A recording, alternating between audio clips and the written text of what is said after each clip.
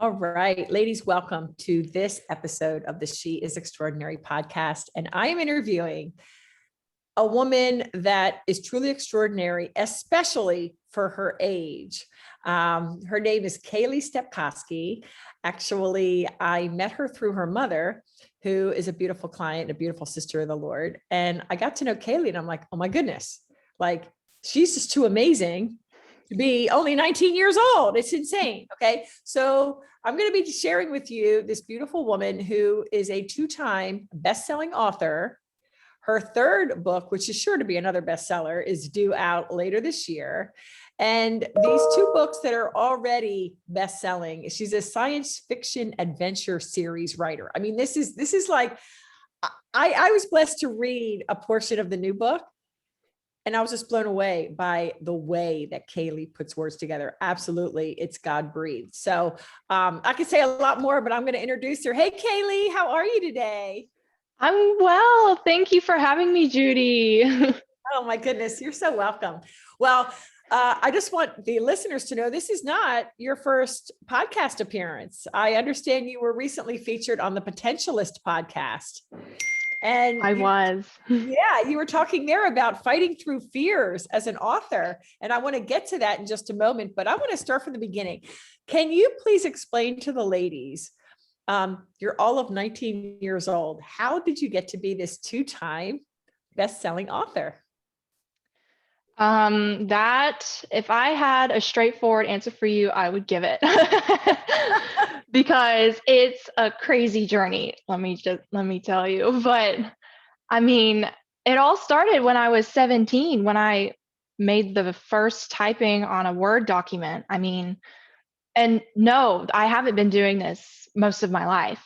I was that kid where my mom would beg for me to read a book, beg, but I would be kicking and screaming saying no. I didn't want anything to do with them. So, I mean, how can you start from not wanting to touch a book to, yeah, I now write books? It's definitely something that God blessed me with, and it's something that I'll never let go because it's opened so many doors for me. It started when I was in my first college class at St. Petersburg College. I mean, it was composition one. It's not some creative class. You're just learning how to write citations and write an essay, and this is a complete sentence. I had to rewrite an essay into a story. So I rewrote an essay into a story, and oddly, I liked it. I don't know why. And I wanted to pursue that, but I didn't know where to start. So I just gave it to God, and I was like, listen, if you want me to do something, show me and I'll do it. I prayed about it for weeks and weeks. And one night I had this crazy, crazy dream. And that next morning, have you ever had one of those moments where you sit up and you're like, this is it? Because that's exactly what it was. That is so awesome. So you had this dream and you woke up the next morning and felt like, wow, this is it. This is what I'm doing. Yes, absolutely. And my first book ever was born, and it is continued. Okay. Well, I remember your mom saying like you wrote your book like quickly, like it came, it just poured out of you, right? Yes, and that's something that was just so unreal because I wrote the first ever book in, I would say, 2 months. That's 50,000 words in 2 months. I've spoken to many other writers who have taken a year to write that length of a book. And I was like, is something wrong with me? Like, why? And I just knew it had to be God-given because I didn't like reading. I certainly was not a fan of writing until that class. So it was so sudden. I just knew this was a door that God had opened for me, and I just had to run through it. Right. Well, let me back up for a second. So when you were in elementary school and middle school, and I guess even high school, right? When we always have these projects to do and these writing assignments, like, did you have an inkling that writing was in your future at all? No. My let's just say when we started, like, what was it? You would line up in front of the class in 5th grade for the spelling bee startup. Yeah, I sat down after word 2. um, with writing assignments in class, they would send in, essays to these competitions. Yeah, I never made it. I never felt that fire. However, there was this one time where I had to write what it felt like to walk outside for like a science assignment in 6th grade. And my parents were kind of taken back by it because they were like, when did you learn to write like this? I'm like, I don't know. I just put what I feel when I walk outside. But I guess that was the beginning. It was kind of sparking, but it never, ever clicked in anyone's mind that, oh, this is going to lead you to become a 2-time best-selling author. Yeah. So that's really cool. So as you were walking through life and as you went into college, what was your plan? What did you think you would be doing? Did you know? Yes, I was going to be a police officer. That's what I wanted to be. Originally, when I was younger, I wanted to go into the Army and serve my country. That's just something that was put on my heart. After a few years, I wanted to be closer to home because then I realized I wanted to have a family. I wanted to be close to home. So I pursued to be a Pinellas County sheriff. So I went into the academy and I did the training and I was good. I earned medals, but then suddenly everything took a sharp turn and that has gone away. But that still is in the back of my mind of that would be so cool to do someday. So you never know. But this is just something that I know I'm on the right path with. And I've always kind of been the adventurous type. And writing adventures is just cake. I mean, it's so fun. Wow. So like when you were writing your 3rd book, did you have any like writer's block or did you have like, oh my gosh, this is hard? Like what, or is it always just coming naturally to you?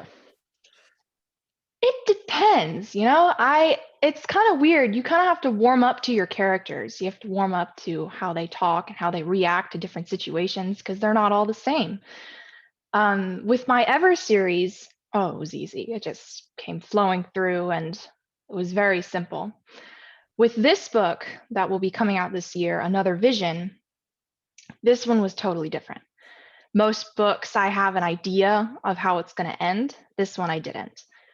It's called Another Vision because of something in the story, but Another Vision sits close to home because every chapter was a vision that I was given, which is crazy. And that was the only way that I could write it.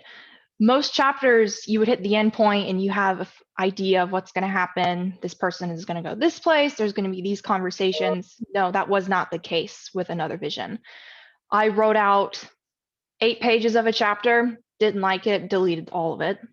I went to sleep one night and I woke up, I'm like, and that's it. Yep. Okay. There's the next chapter.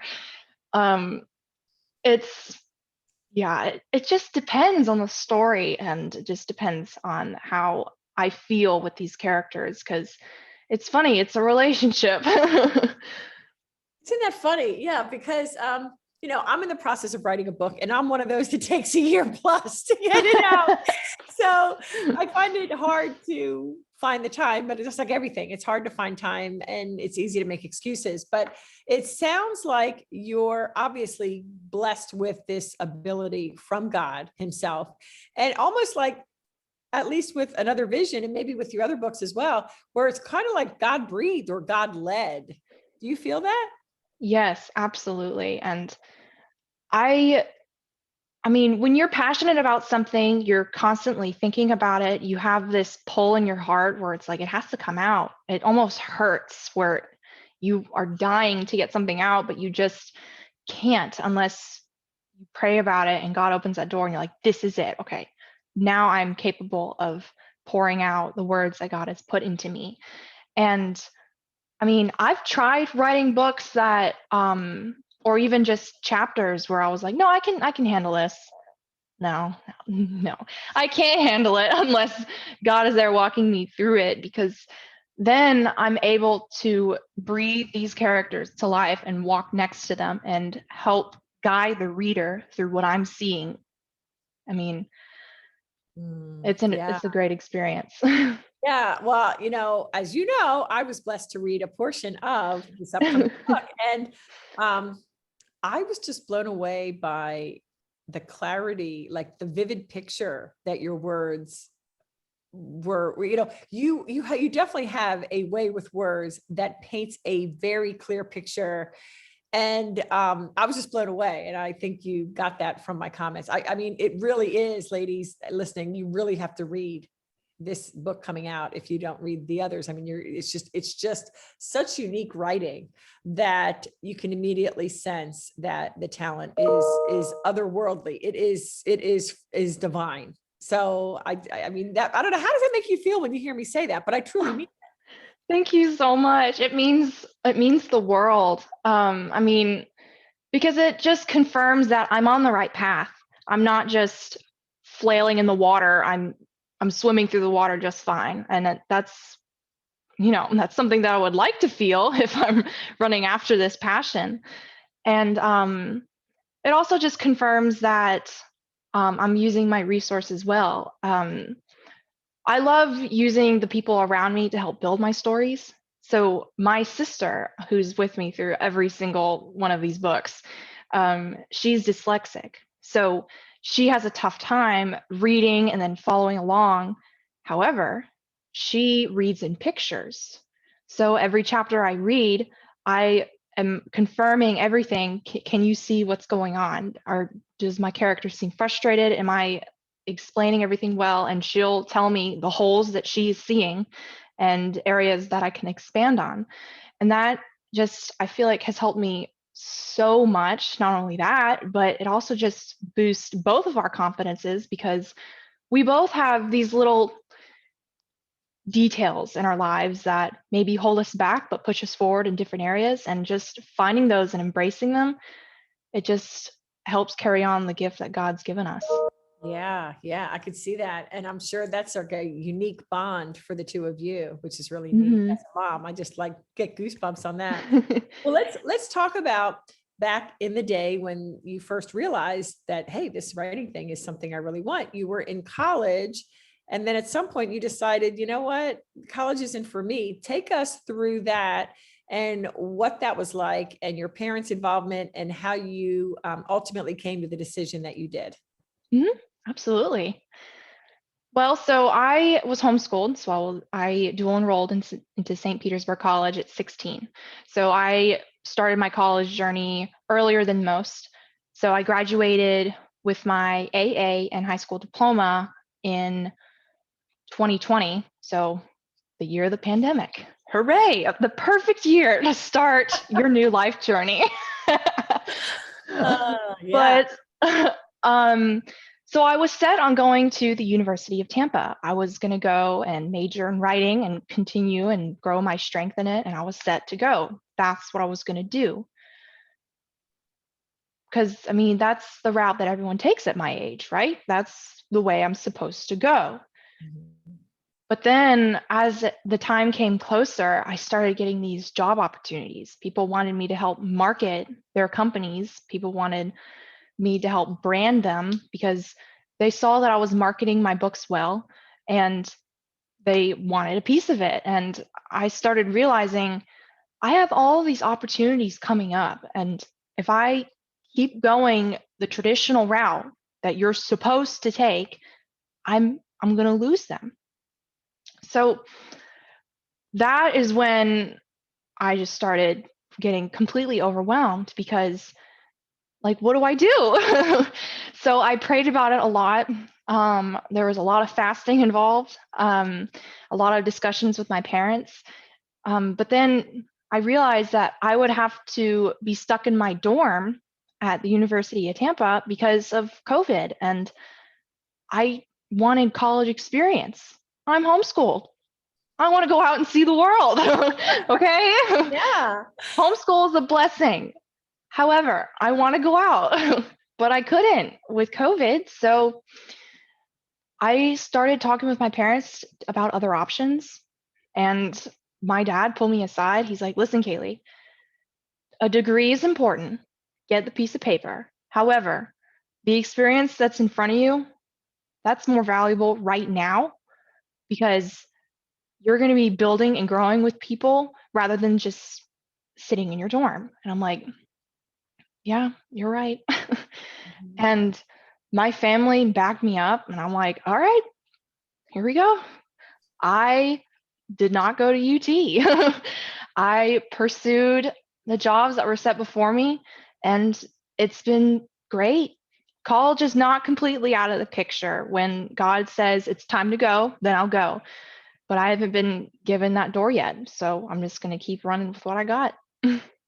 That is such a neat story. And I know your family's close. So, and of course it's begins and ends with the Lord. It's like, I want to be obedient to what he is telling me. I'm sure it's Mhm. what you all were saying.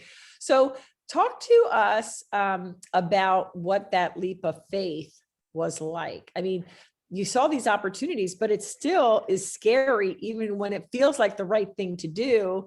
And by the way, little side note, my youngest son just finished his first year of college, and he's like, Mom, I don't want to go back. I want to do film. I want to really go to Manhattan. And, and so I get that. And where you have this special talent and drive, but talk to the ladies, because, it takes guts to take that leap of faith. Mhm. Yeah, it's a leap of faith, hoping there's going to be ground below you. But unfortunately, I didn't see a ground, so I just jumped. But I mean, I think we just all fall into these boxes of this is what we do. This is how you get a degree. And when you get a degree, you have to get this job. But you have to get that degree in order to get, I mean, it's this whole routine. It's all it's traditional. It's just how we're programmed. So when we make that change, it's uncomfortable. I mean, even switching over from public school to or private school to homeschooling, it's like, this isn't the route most people take. I can't tell you how many times people have asked me, so you sleep in and work in your pajamas all day? And I'm like, okay, yes, but we do have a social life, okay? And it's the same thing. I had people pull me aside and they're like, so when are you gonna get your degree? I'm like, well, I have my associate's degree. I'm not uneducated. I'm just running after the experience and the opportunities set before me. And they're like, yeah, but you need that degree.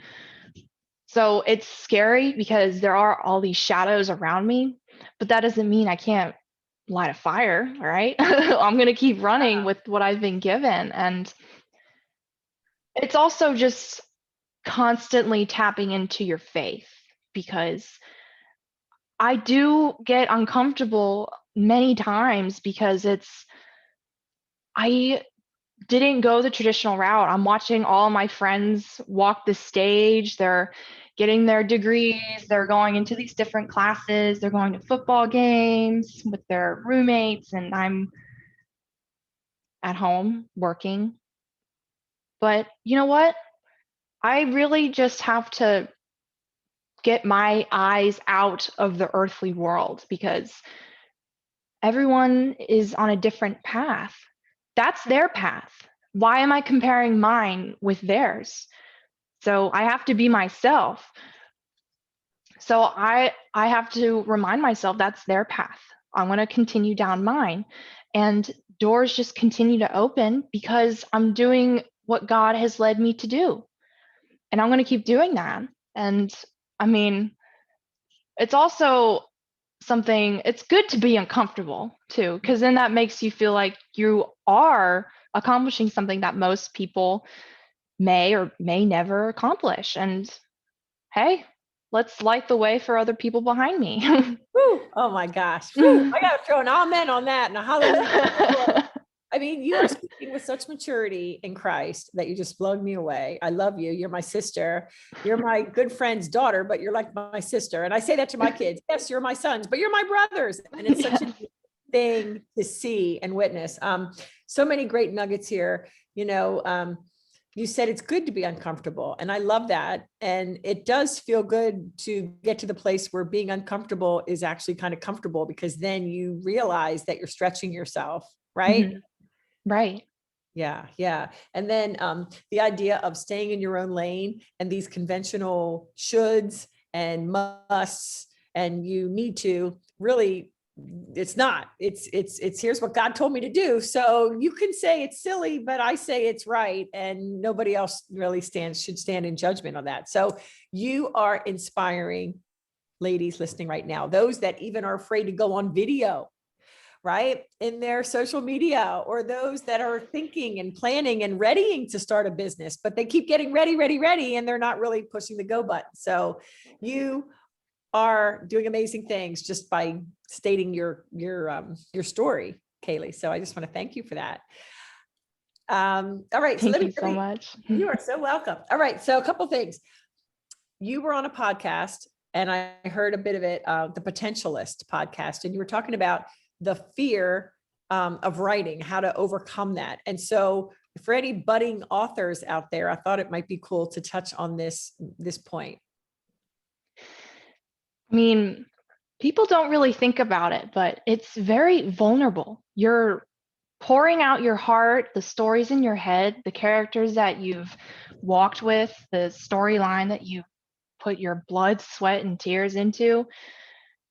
And then you're handing it to someone else, hoping that they're going to love it as much as you, hoping that they see all the fun and adventure in those pages. And sometimes they don't see it. But sometimes they do. There was this quote by an author. I don't remember the specific author's name, but it's like, writing is equivalent to standing in the streets naked. That's what it is. I mean, that's what it is. You're putting yourself out there. You're vulnerable. You're exposed.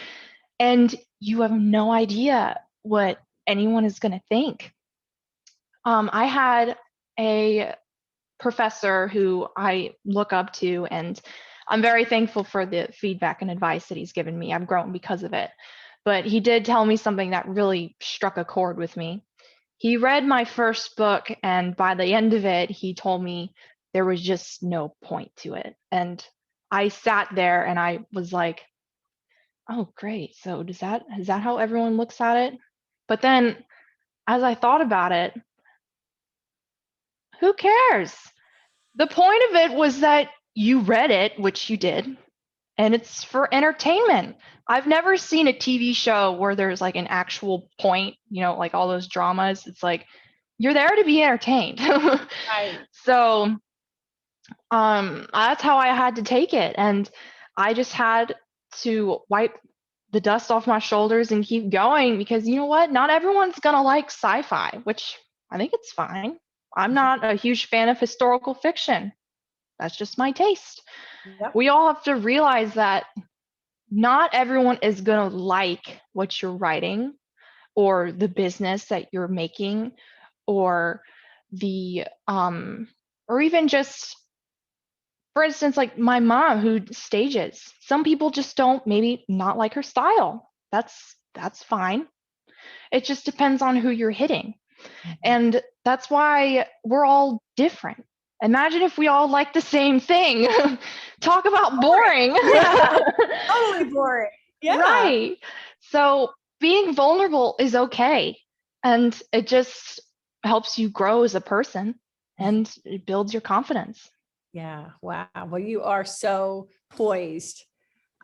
Wow. I mean, you're so light years ahead of your age. And I mean that in the best way possible. That's a huge compliment. So let's talk about your future. Share with the ladies like these accolades that you've been getting as a result of being a 2-time best-selling author, and the opportunities that are presented. And then what do you see for your future? Well, I mean, I'll start with what I've been given so far. I've been giving all these marketing opportunities. So I'm the manager of promotions at Two Penny Publishing. So I help authors become best-selling authors. I put together their marketing strategies and all their promos and coach them until the day of pre-order, which mine's coming up soon. So it's all coming up. And it's just been great working there because I get to coach these authors and tell them, yes, what you're feeling is totally normal. It's okay to be terrified, to hand over your book to someone that you don't know. It's terrifying. And it just makes you even stronger. I was also offered a position at Keller Williams. So now I'm the marketing and new media coordinator at the Caruso Group. It's been a fun way to stretch my marketing strategies because I'm not marketing books that cost maybe $20. I'm marketing houses. But a heck of a lot more than that, right? Yes, quite a bit. Quite a bit. But it's just been so fun because I get to meet all these different people and I'm learning new things in the field. And I mean, these experiences are priceless and I'm just so thankful to have them. I also had someone at Harborside Christian Church, the church that I attend, reach out to me about co-authoring a children's book curriculum. So I'm currently writing a adventure book for children and just helping them walk through the steps of becoming a Christian and but wrapped up in a fun adventure. I mean, wow. I can't tell you how many times I've read these biblical children's books when I was little. I'm like, yeah, it's kind of boring. Like, yeah, David and Goliath, and yeah, but let's grip these people in and tell them it's an experience worth living throughout your entire life. So those are the few opportunities that I took advantage of, but it's just been an adventure the entire ride. But for the future, I realized I try looking far, far ahead to see where I'm going to go. What am I going to do? If I take this route, then that's going to lead here. I've realized I can't look that far ahead. I have to look at what's in front of me. With the jobs that I have now, I'm going to run after it. And when that door comes to maybe go back to college or maybe just switch over to a whole new field, then I'm going to do it. Whatever God sets before me, I'm going to run for it because He got me here. So I can't wait to see what's next. And you don't seem to have any fear of that. And you're not worried about your future. You just know that God's got you is what my sense is. I'm not worried. I will admit I'm not always this confident, but like everyone else, we all have our storms. But I do always have to remind myself, if He got me here, He's going to take care of me. We're going to be fine. That's right. So, all right, we're wrapping up. I want to talk about two more things. Number one, when is your release, or what did you call it? Pre-order?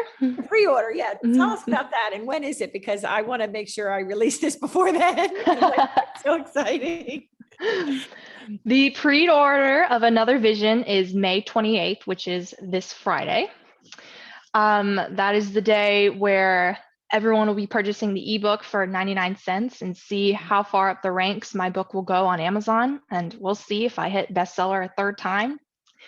Once that passes, then I'm still working with the formatters and editors at 2 Penny, but by the time that's complete, it should be coming out sometime in June. So I'll finally be able to hold the book in my hands. Wow, that is so exciting. Well, congratulations on that. I don't know if I'm going to release this tomorrow or Friday, but I will make sure to do it in time. Okay, last question. And you know about this. This is called the She is Extraordinary podcast. So share with our listeners an extraordinary woman in your life and what makes her extraordinary.